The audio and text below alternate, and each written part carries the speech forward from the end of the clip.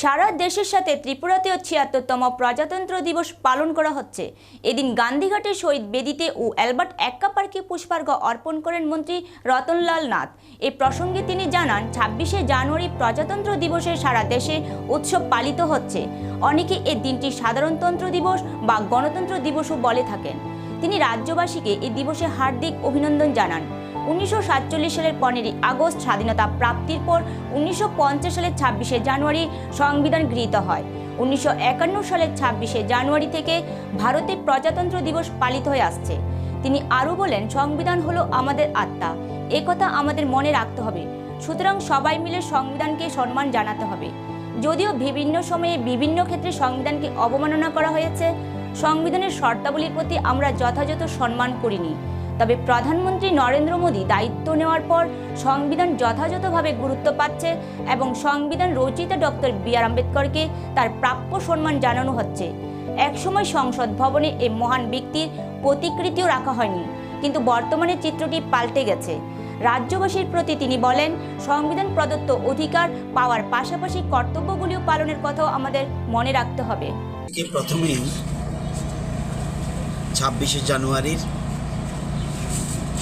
প্রজাতন্ত্র দিবস, অনেকে সাধারণতন্ত্র দিবস বলে, অনেকে গণতন্ত্র দিবস বলে। এই উপলক্ষে রাজ্যবাসীকে অনেক অনেক অভিনন্দন, শুভেচ্ছা। আমরা জানি আমাদের দেশ 1947 15 আগস্ট স্বাধীন হয়েছিল। আমাদের সংবিধান গৃহীত হয়েছিল 26 নভেম্বর 1949 এবং সংবিধান কার্যকর হয়েছিল 1950 26 জানুয়ারি। সেই দিন থেকে আমরা সংবিধান কার্যকর হয়েছে এবং আমাদের প্রজাতন্ত্র দিবস হিসেবে সেদিন থেকে আমরা পালন করে যাচ্ছি। এবং প্রথমেই 1951 আমাদের প্রথম প্রজাতন্ত্র দিবস পালিত হয়। আজকে ৭৬তম প্রজাতন্ত্র দিবস।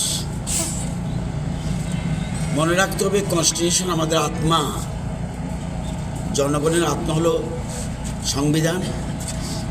আর সোলজার যারা, তারা হলো আমাদের ধড়কন, heartbeat. We are feeling proud for them. সুতরাং সবাই মিলে সংবিধানকে সম্মান জানাতে হবে। অনেকবার আমরা সংবিধানের প্রতি বিভিন্ন ক্ষেত্রে অবমাননা করা হয়েছে।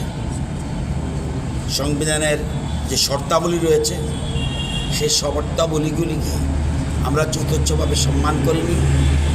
দেশের প্রধানমন্ত্রী নরেন্দ্র মোদীজি দায়িত্ব নেওয়ার পর প্রকৃতপক্ষে সংবিধান সত্যিকারভাবে যথাযথ সম্মানিতভাবে আমরা পালন করে যাচ্ছি।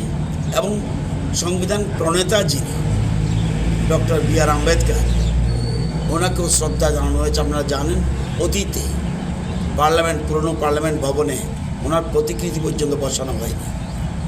আজকে 1990-তে প্রথম আমরা বি.আর. আম্বেদকর ভারতরত্ন উপাধিতে ভূষিত করি। সুতরাং এই দিনটি অত্যন্ত গুরুত্বপূর্ণ। আমরা এই দিনটিতে স্মরণ রাখতে হবে, যেমন আমরা অধিকার সম্বন্ধে কথা বলবো, আমাদের কর্তব্য সম্বন্ধেও আমরা যেন সবাই সচেতন হই। এটাই রাজ্যবাসীর প্রতি আমার আহ্বান থাকবে।